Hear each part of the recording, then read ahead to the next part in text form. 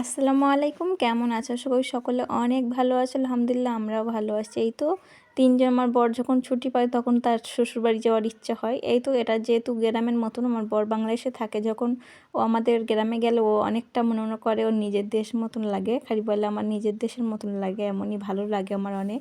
তার জন্য এই তো ও যখন ছুটি পায় আমাদের নিয়ে এই তো মার বাড়ি চলে আসে। তার জন্য এই তো আমরা মার বাড়ি যাব।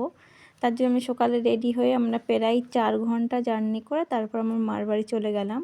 এই তো কলকাতা থেকে 4 ঘন্টা এমনি বাইকে আমরা যাই। এমনি রাস্তায় জ্যাম থাকলে 4 ঘন্টা লাগে, নাহলে এই তো 2.5 ঘন্টা 3 ঘন্টার মধ্যে যাওয়া যায় মার বাড়ি। খুব শর্টকাটে আমরা ভিতর থেকে রাস্তায় যাই তাই জন্য। আর সবচেয়ে এই তো বেশি মাছ এমনি দেশি মাছ পেলাম এমনি পুকুর ছেঁচা। আর কিছুক্ষণ 10-15 মিনিট গেলে আমার মার বাড়ি চলে যাব। তার জন্য এই তো এদিকে দেখলাম পুকুর ছেঁচা হচ্ছিলো, তার জন্য এই তো মাছও দেখে নিলাম, যেহেতু মাছটা এমনি বললো রাতের বেলা নিয়ে যাবে, তাই শুধু কই মাছ আছে, বড় শোল মাছ আমরা খুঁজেছিলাম, শোল মাছ পাইনি। একটু পরে পুকুরটা ছেঁচা হচ্ছে সবে, এখানে একটু পরে তারপরে এই তো মার বাড়ি চলে আসলাম।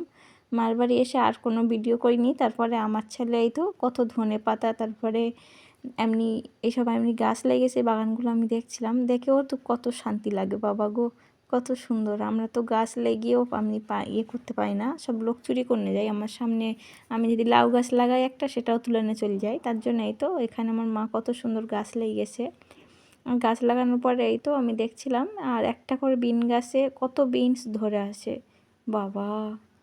আর তারপর সকালে উঠে এই তো আমাদের এখানে একটা শ্যালো বসানো হচ্ছে আমার কাকাদের, ওইটা দেখছিলাম। তারপর আমার এই তো দেখবো বলে আমি যাচ্ছিলাম, ওই আমার পেটির বাড়ির দিক থেকে যেতে হয়, আমি যাচ্ছিলাম কাকার ওখানে শ্যালো বসানো হচ্ছে, গিয়ে দেখে আসবো। তারপর দেখে এসে এই তো আমার মা নাতির জন্য বিন সেদ্ধ, তারপর এমনি পালং শাক সিদ্ধ এগুলো তুলে নিচ্ছে, ডিম টিম দিয়ে একটা এমনি সেদ্ধ করে এমনি আরিয়ানকে খাওয়াবে আমার ছেলেকে।